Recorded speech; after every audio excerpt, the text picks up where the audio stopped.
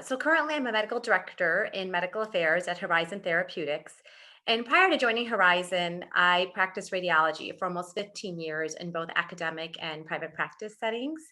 I received both my undergraduate and medical school degree from Northwestern University, and then did my radiology residency at Brigham and Women's Hospital and completed a fellowship in musculoskeletal imaging at the University of Chicago. So I joined Horizon about 3 years ago. And at first, to be honest, many of my friends were a bit incredulous about my new job. I was often asked, what is a radiologist doing in pharma? But actually, there's so much we can learn through imaging. And at Horizon, I use my radiology skills to improve our understanding of disease states, as well as monitoring responses to therapy. So imaging really has advanced our knowledge of how we define diseases such as uncontrolled gout. It has transformed the way we think about gout, which traditionally was viewed as a disease of just the joints. But now with imaging, we can redefine gout as more of a chronic, broader systemic urate deposition disease. So with imaging, we see urate deposits throughout the body and not just in the joints. So my training as a radiologist has enhanced both my role as an educator as well as a scientist in terms of helping fellow physicians and patients really understand the intricacies of gout and other diseases and debunk some of the common myths about gout, both in terms of disease state as well as appropriate gout management. So my focus really has been on emerging research, particularly on new ways that imaging can make impactful changes for both diagnosing and monitoring therapies.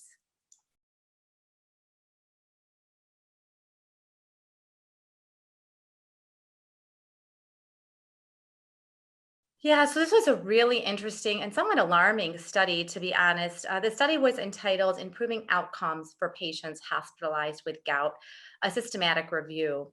And this was a group based out of London. And what they did was they searched multiple online databases using keyword search to find articles that discussed outcomes from hospital admissions in gout patients, which were predominantly due to gout flares, which is sort of when the patients present with these kind of acute joint pains, and how to prevent further admissions from gout flares from occurring.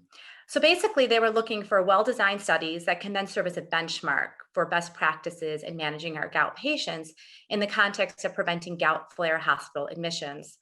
But despite the fact that gout's been a disease, recognized for thousands of years, there were only 19 articles that they could find that address this very important topic. And more surprisingly is that out of those 19, there were no studies that were high quality, prospective randomized trials that looked at how to prevent readmissions in gout patients hospitalized with flares. So there really is a huge data gap here that needs to be filled because ultimately, one goal for our gout patients is to prevent hospitalizations from flares.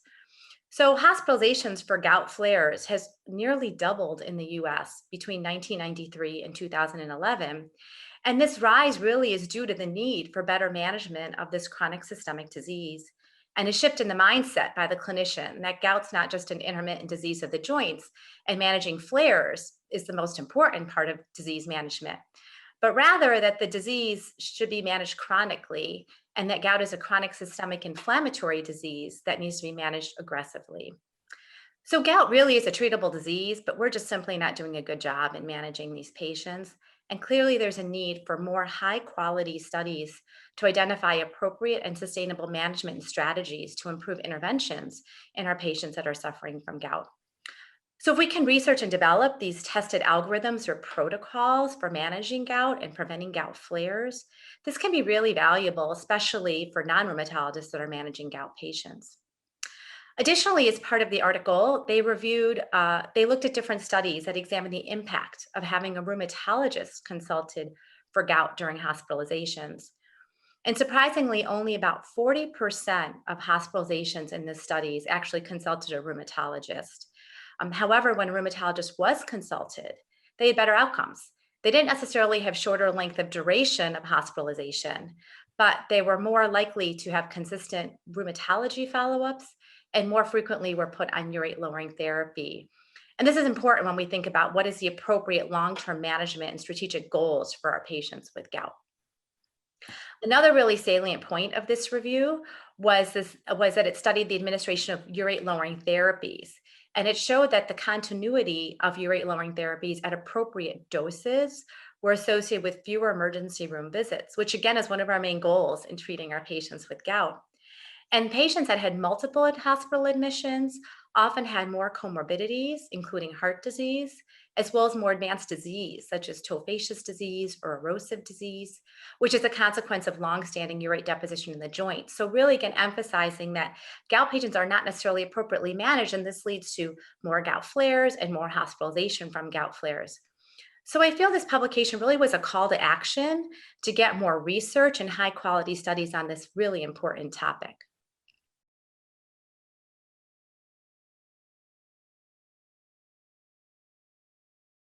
So, education is key, right? And the hospital is a really crucial and great time for clinicians to educate patients on gout because really, when the patients are in the hospital, they're not feeling well, right? They're miserable. And so they tend to really understand the severity of gout and the severity of the situation, which makes them oftentimes more receptive to teachings from physicians and potentially could increase their compliance to therapy. So in the hospital, a gout specialist or rheumatologist is oftentimes or maybe consulted. And this is oftentimes the first time a gout patient may actually interact with a rheumatologist, even though they may have had gout for years and years. And rheumatologists have more specialized training to manage these conditions. So it's really important to make this initial connection with this type of subspecialist that can happen in the hospital, which can then continue, long-term management in a more outpatient setting. So again, gout's a really treatable condition, but it's often mismanaged. And oftentimes patient compliance to their medication regimen is poor, which ultimately leads to the complications that we see in gout patients, including hospitalizations. But if we can properly educate our patients with gout on the systemic implications of gout and what the goals of therapy are, we can possibly increase patient adherence to therapy, which is only a great thing. Clinicians really need to use this time to emphasize the importance of proactively treating gout and not just treating gout during flares and educating on the various therapies that can combat the underlying issue of elevated uric acid levels, which is ultimately what causes the gout flares and can prevent future hospitalizations from gout flares and long term complications. So, one important thing to emphasize is spending time and building trust with patients, which, again, while they're in their hospital, may actually be a really great opportunistic time since they're somewhat of a captive audience. I mean, they really have nowhere else to go. So, gout management is really tricky because of the way that the disease manifests with flares. This is often characterized with really severe, debilitating joint pain. But when these flares, when they're done, oftentimes there are these periods of rest, or we call these intercritical periods where patients are asymptomatic. And unfortunately, when we're asymptomatic, oftentimes we think that there's nothing going on. So there's a broad misconception that when we're asymptomatic, there's no damage being done. But actually, through imaging, we can see that urate deposition and its resultant damage is occurring even during these asymptomatic periods. So these damages may include bone erosions, cartilage destruction, local inflammation, systemic inflammation, and this is occurring chronically in our patients with gout. And so, therefore, the goal really should be to remove all the urate deposits throughout the body, which is the cause of the flares and the cause of the local and systemic inflammation, and not just treat the flares with an anti inflammatory agent, which is oftentimes what happens. This really doesn't do anything to lower serum uric acid levels. It does improve patients' feelings of pain at the time. So, it's kind of more of a short term therapy rather than a long term therapy. But this is why patient education is so important because oftentimes when urate lowering therapies are started, which again is the key, we have mobilization of urate, which actually can induce more gout flares. So it's almost counterintuitive. You would think if we're appropriately treating a disease, we should decrease the amount of pain. But initially, with gout, we actually can increase the number of flares. And so a lot of times, patients, understandably so, feel like, well, if I'm having more pain and more frequent episodes of pain, the medication isn't working. Or, I'm just going to stop the medication. I felt better before I took the medication. And this is really when education is crucial, right? We have to educate the patient to say, no, actually, gout flares or an increased incidence of gout flares means the medication is working. Just hold tight. After a period of time, we're going to remove all that urate from your body, and you're no longer going to have gout flares. And your gout's almost basically going to be treated. And this is really just going to, over the long term, enhance your quality of life. So, patient education is really an important pathway to maintain adherence and compliance to therapy and ultimately help manage this condition.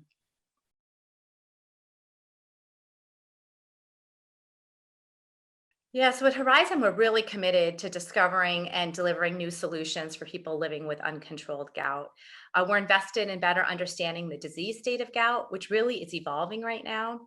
There's emerging data and literature, some of which has been supported by Horizon, showing that urate deposition is actually occurring not just in the joints, but systematically throughout the body, including the coronary arteries, the kidneys, and even the spine. And at Horizon, we collaborate with these world renowned leaders in gout research, working to better educate the community as well as elucidate more about the disease, which sadly has been mischaracterized for thousands of years. We then use these learnings to educate the gout community through podcasts, through lectures, grand rounds, publications, interviews like these. We believe it's our duty to disseminate this knowledge in order to elevate the urgency to appropriately manage our patients suffering with gout and hopefully help the community of patients. We also continue to invest in our medicines. Pegloticase is one of them, which is a medication for uncontrolled gout. And we're looking to increase its benefit and improve the patient experience. We're currently involved in research using immunomodulating therapies in order to help get more patients get a complete response to pegloticase and improve the efficacy and safety of the drug. We continually partner with advocacy groups to hear patients' voices and hear how we can help the gout community. So Horizon really goes beyond just providing therapies. We engage with the community, both clinicians and patients. We listen, we learn, and we provide support to improve the experience for patients suffering with gout. At Horizon, we really believe in patients first, and we really try to make a difference for patients and their caregivers every day. Yeah, so, the rise in hospitalizations of gout patients is really disheartening. Gout is a treatable disease, but it's sadly often mismanaged. And it just illustrates the burden of this disease and reinforces the importance of clinicians recognizing the urgency of treating its underlying cause, which is uric acid buildup. Clinicians really need to pay attention to gout-like symptoms in their patients and aim to treat these as quickly as possible. But also, they have to understand that these symptoms, these gout flares, are occurring because there's an overwhelming amount of uric acid which is deposited throughout the body. And I think this article really emphasizes this need for more well controlled studies and trials that are going to help us better manage patients with gout. Sadly, a lot of times gout is sort of pushed to the side with other arthropathies like rheumatoid arthritis being put more in the spotlight. But I think this article and a lot of other articles like this have shown us that we really need to start investing more in understanding gout and ultimately helping the gout community.